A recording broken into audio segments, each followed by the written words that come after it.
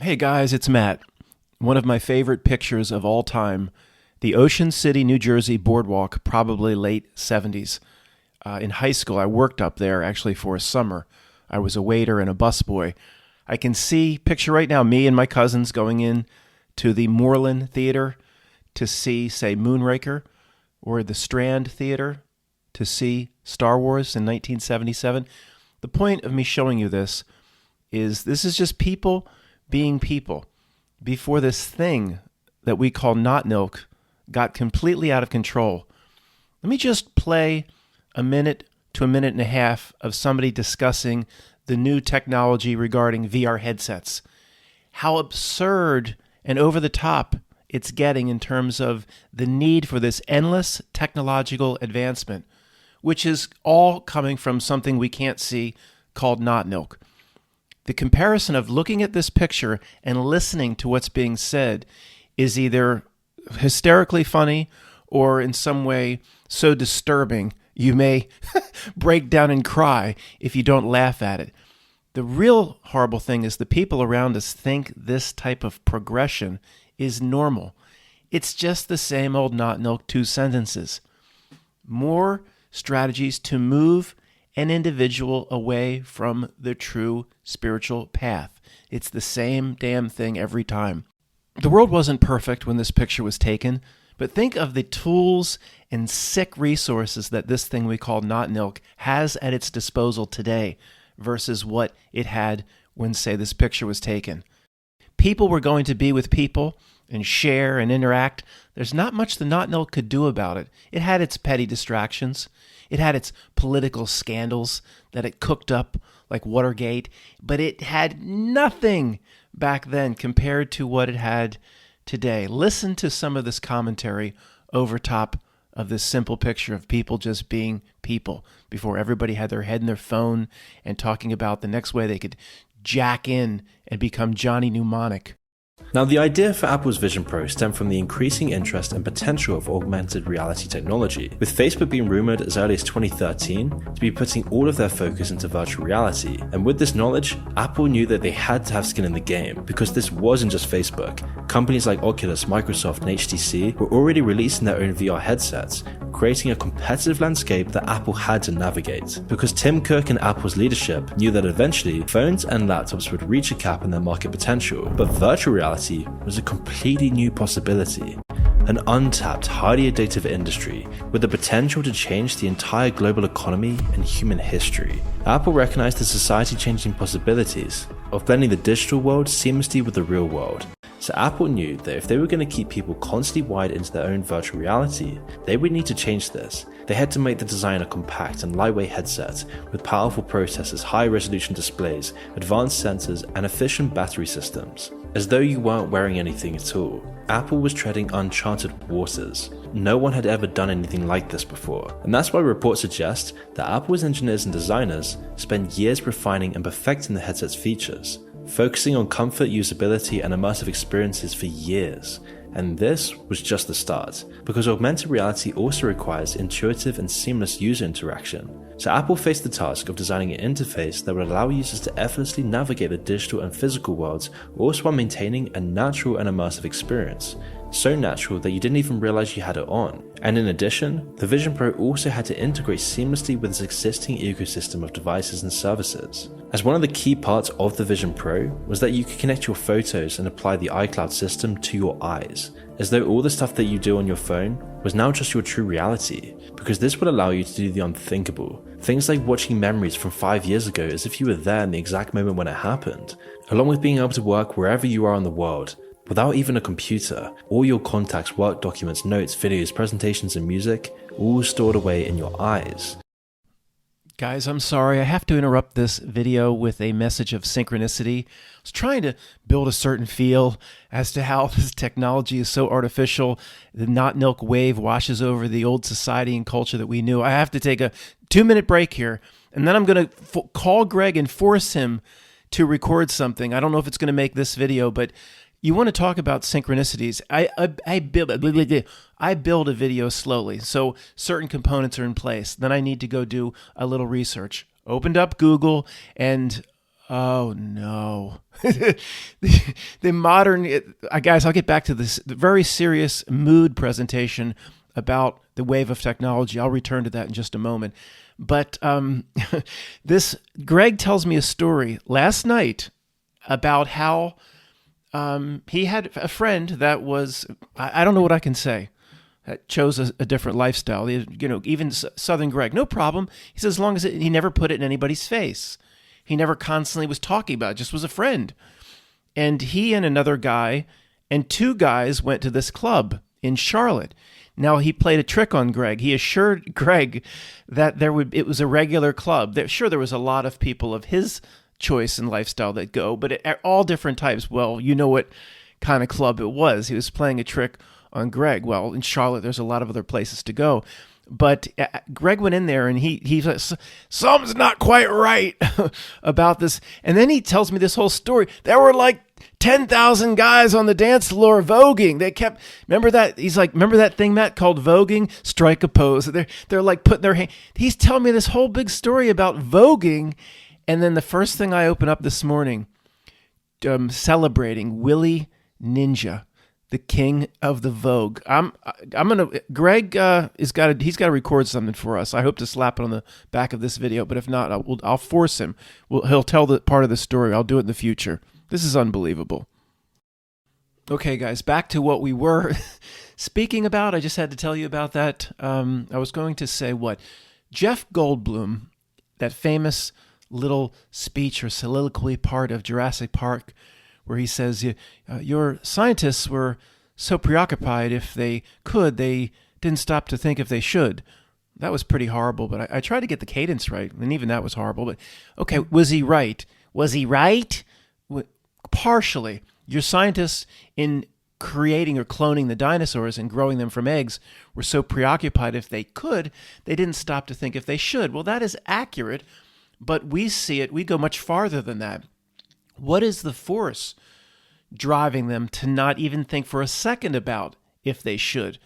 What is the force pushing for this endless technological innovation that really nobody is really wanting or calling for?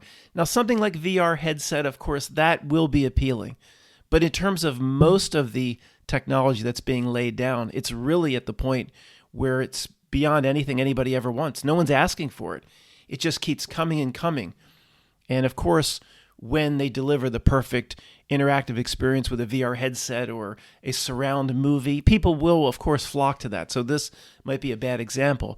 But most of what these labs are trying to do and all these university grants and all this money flowing around, and it's not just in technology for VR headsets and things like tech in terms of the Silicon Valley that we know, there's all things even in medicine that it's not about basic cures. It's just stuff that nobody wants, or genetic splicing, or putting a brain chip in a rat, and all the different things. It's not at the tip of my tongue, all the different bizarro Frankenstein projects they're working on.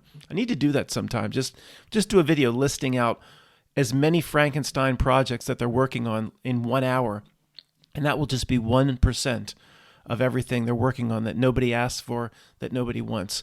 So the second part of the Jeff Goldblum equation, they didn't stop to think if they should, that's not going far enough. It's my biggest frustration. I'm sure it's one of your biggest frustrations, because after all it's done and all the bites that it's taken, we can see that there's something here that's driving people to accept the download and to not think if they should. It's not just the scientists on their own. There's something here at the screen level, the outer ring of reality. A Christian calls it Satan. I don't call it Satan. I call it Notnilc. There's different names for it. Some people call it demiurge. Some people call it a Kaiser blade. I call it a sling blade. It doesn't matter what you call it. There's something here. We agree on that. There's too many examples of people acting weird and just this endless innovation that nobody wants and nobody's calling for. And they don't stop for a second. Like, what are we doing this for? Don't you want better download speeds? You could be getting on that airplane and you might need to download a movie. You can do it now in a minute, but don't you want 10-second download speeds? And we're like, well, you and me are like, who gives a shit about 10-second download speeds? It's fast enough now. And you need to build out billions and billions and billions of dollars of new infrastructure to give me this 10-second. Come on, man, don't you want a 10-second download speed on your movie? Most people are like, oh, I guess, yeah, I appreciate you spending the billions of dollars. I didn't really ask for it, but hey, 10 seconds to download a movie, that's 50 seconds more I could be playing with myself. That's what we're like, nobody's asking for this. So obviously it's given itself away. It's a sinister intent. That would be crazy to your best friend or my friend Tony. Who cares what they think of us? We know there is something at the outer ring, the screen, the outer ring of reality, the Notnilc, that drives this, and technology is its baby at this point. And there is almost no limit as to where it can go. Maybe we are already past the Ray Kurzweil singularity, whatever the hell that means. Who cares what it means? Take your singularity and shove it up your ass. To us at this point, its intention for people, or its strategy at this moment in time, is so clear. Well, it has multiple strategies it employs at the same time, but its big one is centered around the word identity, or how one identifies. And I'm not just talking about the lifestyle choice, the big Sesame Street sponsored by the letter T, and what Bruce, I'm not taught, there's much more to it than that. And there's much more to it than just picking a pronoun, or they, them, or whatever the heck that means. It wants you to identify by everything that this world says you should identify or live your life by or define yourself from. So buying that third beach house, if you're a partner at the law firm, that's all identifying with which side of the Vitruvian Man, the materialistic side of the arm, never the spiritual side of the arm. So it just does the same thing over and over. Each era is different in terms of the tools that it has to work with. In terms of the word identity, what's big right now, the last 5 or 10 years, of course? Well, the word pause. Gender, of course. That's the gig it's playing now. It's not going to play the same gig forever. But it's it always gets back to the Vitruvian Man. Did Leonardo intend that? No. I'll steal his idea and use it for my own purposes. Any sort of art presented, or any sort of meaning in a song, whatever you take out of it is all that's important. I don't give a shit what the artist or the songwriter thought they were writing about. I'll take it and use it the way we need to use it. And most of the times when we use it this way, the meanings are really there. So the Vitruvian Man, one side is the materialistic side, and identifying by all the ways that this society wants to put Jacob Marley chains on you, or to have you, this is what you believe you are. You believe you are an executive vice president working for this pharmaceutical company. If you get to that level, that is how they primarily identify. But they always will make that right arm, or it doesn't matter right or left, it doesn't matter.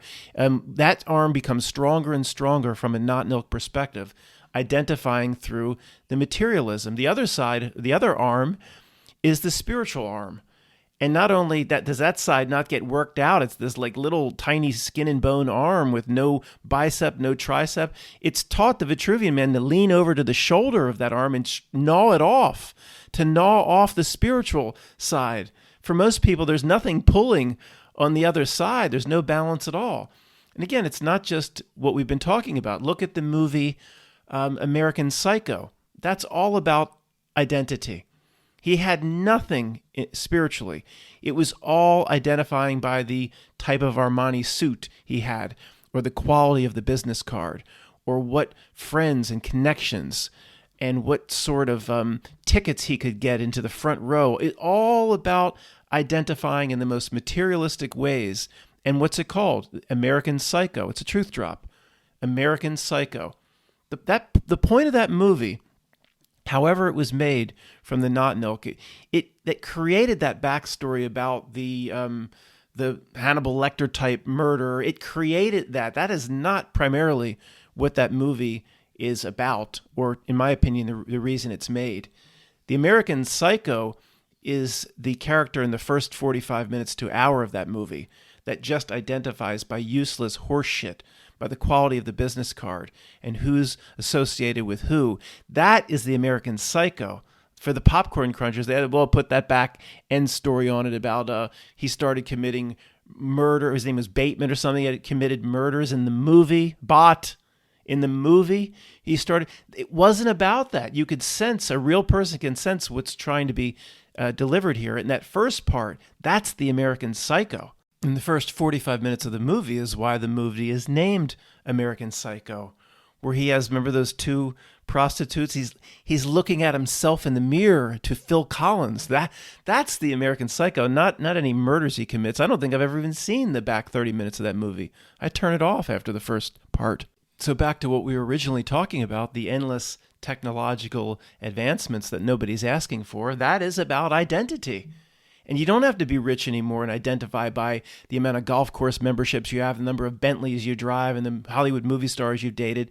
Once they get the VR headset down under $200, of course, they'll financially support it, just like they do the Alexa, the Echo. They're probably giving those damn things away. They always have the same plan. Oh, it's early adopters have to pay a little more. Then it comes down to some absurdly low amount where it's such a giveaway. It's so obvious. They want every one of these things in everybody's homes. So they bring the price way down, but just low enough where it seems legitimate. I mean, if it was like, if they were just giving Echoes and Alexas away for free on a street corner or something, even the regular dummy might say, well, what's something not quite right here? They don't deep down, even in the subconscious, unconscious, they don't appreciate anything that's free. If it creates a contract of some kind, or a belief in how good the product is, if there's a price to it.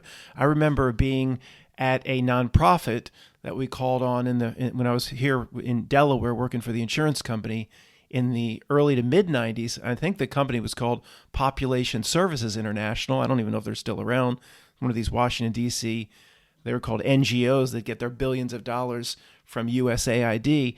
And they told us a story how they were giving away condoms in these one or two African countries for free. Nobody was interested, or gave away very, very few compared to all the condoms that they shipped in there. Once they put a tiny little price on it, and the equivalent of, to you and me, 10 cents or 5 cents, then it was seen as something of value. It was because a price had to be paid. Then it was seen as something of value. And people, these communities where they brought the condoms, took thousands and thousands more than they did when they were free. This is why Alexa or Echo or the listening devices will never be free, but they'll bring the price point down to where it seems legitimate. That's where they're going to act by putting $40 or $50 on an Alexa. They'll actually drive more sales than if it was $1 or $5. And whether people aren't, maybe it's a subconscious or unconscious thing, they don't even know why they're not interested in the free product, but they're very interested in something that's just low enough where they can get their hands on it and then reap the benefits from it. So what is the next phase of technology? The VR headset will be the major leap towards the Metaverse, or the Ready Player One environment was called, what was the name of their universe? It was called the Oasis. I mean, that's not too far off. The VR headset will be the entree, and it's all about identifying. It just gives that one side of the Vitruvian Man, this world, the materialism of this world, the earth plane of existence, this realm. It just makes that arm stronger, because people will be identifying, just like in the Oasis and Ready Player One, primarily through their character. And that's a little ways off. In Ready Player One, he was identifying by the character Parzival, which, did I do research on that? Does it relate back to Metamorphosis and back to Ovid? And it's amazing how they tie all this shit together. But he was famous by what he did in the virtual world. That's identifying, again, with that one side. So even though we call the one side of the Vitruvian Man materialism, in the way we're talking about it, the digital world or going into the metaverse, it's not material because you can't touch it, but it is the same sort of materialism, because it's just another apple bite of what this world wants to offer people versus the spiritual side. Understanding each side, what we're supposed to do spiritually versus our adversary or opponent, it's the same two sentences every single time. For anybody new, it's very simple. It's rejecting what it wants you to identify with, rejecting the one side or the one arm of the Vitruvian man, and kind of getting a sense as to who you really are, the timeless spiritual being, who you really are. Once you understand yourself, then you can do the work. Part 2, what am I here to do? And because I was fooled most of my life, what do I have to do in the 20, 30, or 40 years I have left to satisfy the spiritual requirement or the needs for me coming here in the first place? The Notnilc, our adversary, it's the same two sentences. To block and distract you so you never understand your true nature, then you can't do the work. Two roads diverged in a yellow woods. It means that yellow woods, as Robert One's pissed on breadcrumbs. And people chose the one that's real fucked up. They don't choose the right one. And understanding what's going on here is literally two sentences on each side. It is that simple. But they read all these occult books and all these. Don't you want to go dive into the Madame Blavatsky works? Come on, a bunch of horse shit. The essential works of Aristotle and Soren Kierkegaard and Schopenhauer and Nietzsche. It's all here to distract. Real intelligent people, they can read the intelligent works and things that are completely unreadable, like Hobbes' Leviathan. It's a bunch of horseshit that can't even be understood, but they can understand it. And you know what it gets you in terms of what you're supposed to do in this life? Squat. Squat. It gets you squat. Throw it all out. It's two sentences, understanding our adversary. It's two sentences as to what you're supposed to do in life. Am I missing something here? Everything is an inversion. So if it presents itself as complicated, you need to do this, you need to read all about this, you need to go on this pilgrimage, you need to do the 7 years in Tibet, you need to do comparative religion classes. Because it presents itself as so complicated, then you know what the real answer is? It's simple as shit. It's two sentences. It's always an inversion here. Every group here is fooled to be on the ship of fools, but you know who the most fooled are, of course? You know what I'm going to say? The super highly intelligent people. I know there's PhDs here. There are exceptions, of course. But for the most part, the most fooled are the super highly intelligent people that cozy up with the Financial Times, read the Atlantic magazine, and they're happy to have subscriptions to The Economist. I just don't have nothing in common with USA Today or CNN, Matt. A person like me needs a higher level, a more eclectic news. They're the most fooled because they believe all the bullshit that some of the dummies of the world are fooled too. Tony Manero types, that's the John Travolta character from Saturday Night Fever. The four of them go into it was the Odyssey 2001 club. They're just dummies. They're fooled too. But they're not invested in believing and trying to get closer to all the horseshit presented by authority figures in this world. They just don't give a shit. They just want to go do their line dancing. Tony Manero and his friend that knocked the girl up in the other way, they're fooled, of course. But they're a better class of citizen because they don't truly get invested in the horse shit that this Notnilc presents. The highly intelligent, they'll actually take pride as to trying to understand what this Notnilc wants and presents and then parroting it back, teaching it to their children. How sick is that? So this tech becomes the ultimate identity, where you're just like Ready Player One, identifying with the gains, strides, fame, accomplishments, the keys collected by the digital character. And until the digital character can replace that's the next straw man, that's the next digital twin, is the digital character. You can send your digital character with your VR headset into a line in the DMV and get a new driver's license. Oh, they'll make your life easy if you start to identify and work through whatever digital character will eventually be created via the VR headset. It's like, hey, you need to drive, right? Get in that line. Go down and stand in line for an hour and a half. Or you can do it through your digital character if you have a certain VR headset. Of course, Matt, you just gave them an idea. No, they have all this shit. Is this the same people are going to get upset at me for just giving them the idea? Like, Matt, I see what you're all about. You're some sort of agent. You're about going and finding the Mandela effect residuals and then correcting them and exposing them like that damn Chuck Jones website was just going to sit out there with "Hello, my darling" for the next 15 years. And even if it did, who cares? Who cares? Why, Matt? Why are you addressing the comments of 3 lunatics? I don't know, because they were the strangest comments I ever got. That's why. So, no, I don't think I'm giving it any idea that Chad is listening to me in real time going, we can actually have people go to the DMV through their VR headsets. No, they have all this worked out. We just can see where they have it worked out 40, 50 years ago.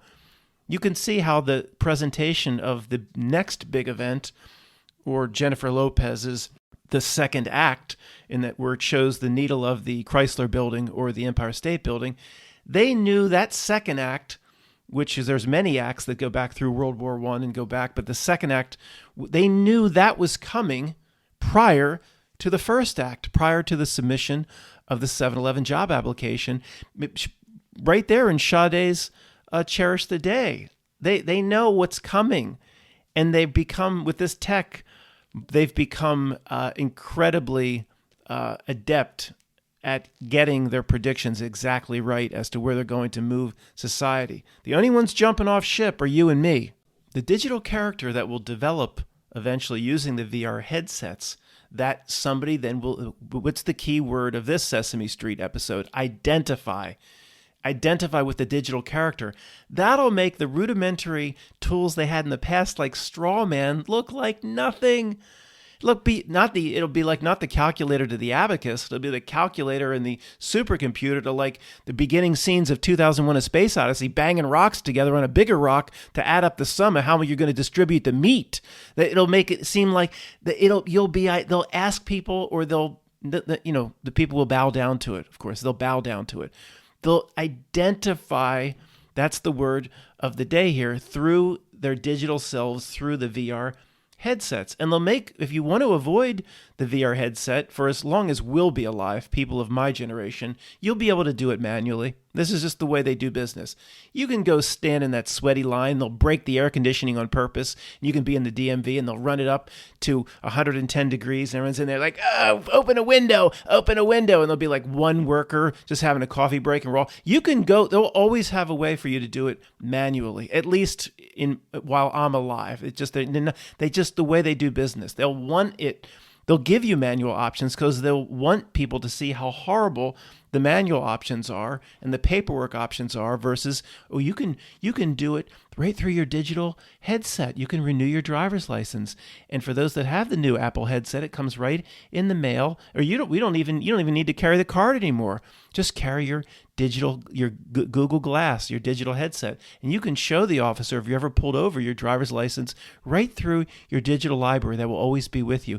You don't have to carry a card anymore like these people that refuse the new technology, these conspiracy people. You're not one of those people, are you? They will go stand in the broken air conditioning line for an hour. They'll make it so the manual is just a nightmare, and operating through the new digital self, which will be the next iteration of Strawman times 1 billion, they'll make your life easy to do that. That's probably why this life is so many issues, so many problems, so hard to deal with your doctor and to get an approval to see a specialist. Or once they introduce what they want, the digital self, guess what will happen? Magically, all the hassles and all the problems of life, will go away as long as you choose to interface through the headset or via the digital self.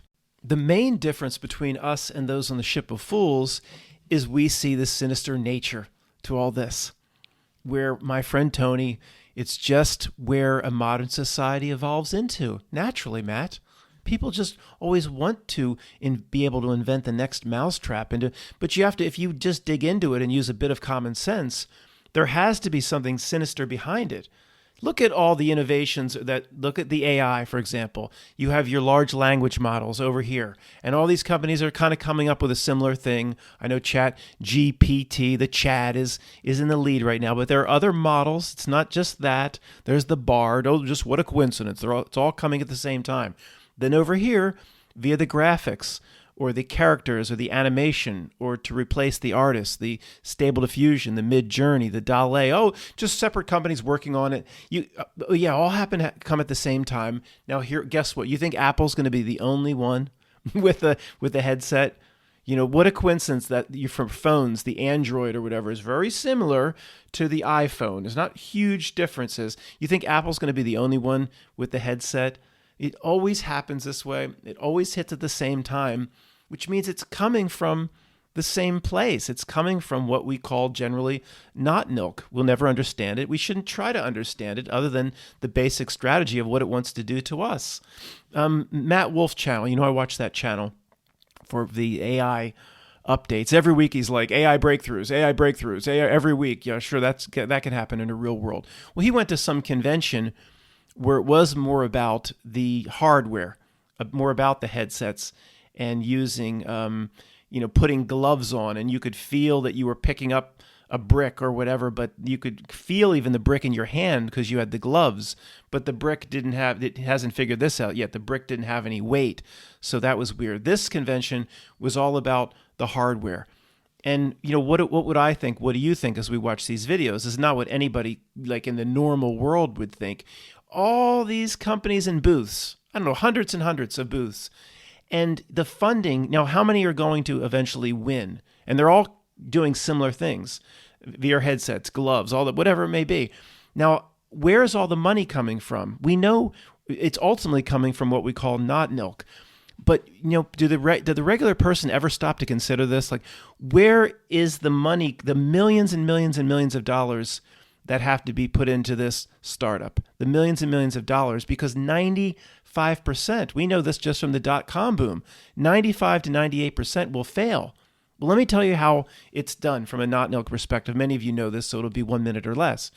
These mega companies, and this is the excuse they'll give you as to why they throw money all over the place.